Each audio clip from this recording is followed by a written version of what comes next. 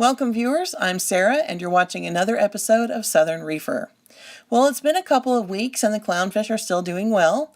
You're watching Claire and Frank enjoy their evening swim before the lights go out. I don't plan on naming all my livestock, but the fish will probably all get names eventually. Once Claire and Frank were in the tank, I started running my lights on a 10-hour schedule. It took a little over a week before I finally saw signs of diatoms, but the day they appeared, I went to my LFS to select my cleanup crew. Now, I mentioned in my last video that I couldn't get my Acclimate's suction cups to stick to the tank. Well, I came prepared this time in case of a second failure, and unfortunately I had to rig the system again to get it to work. But I won't stop using the Acclimate.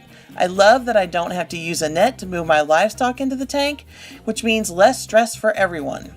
The way I have to make it work isn't ideal, but it does work.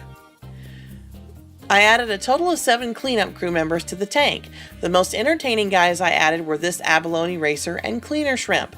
Both were extremely active during the acclimation process. What I didn't realize at the time is that the shrimp was so attentive because the abalone was bleeding to death.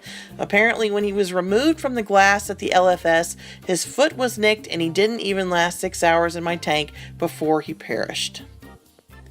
My other new resident is this emerald crab. She's tough to locate most days because there are lots of nooks and crannies for her to hide in, but she's fun to watch when you do catch a glimpse of her.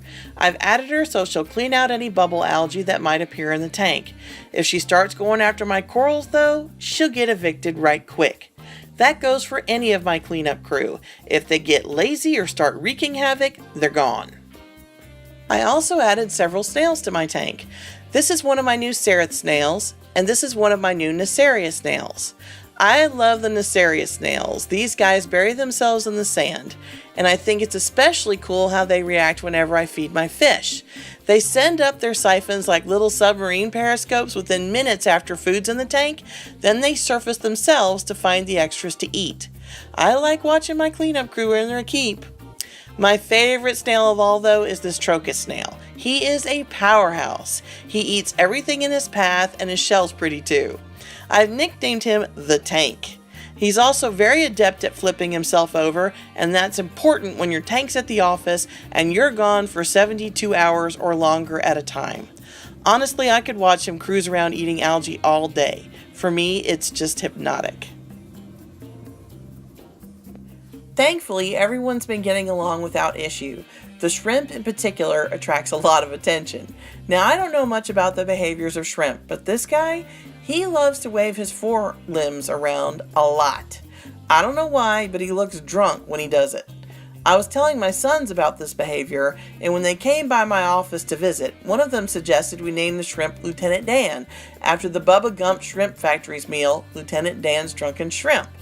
The suggestion was funny and the name stuck. And for the record, Lieutenant Dan is a bit of a diva. He loves to pose for the camera. I do plan on picking up more cleanup crew members over the next few weeks.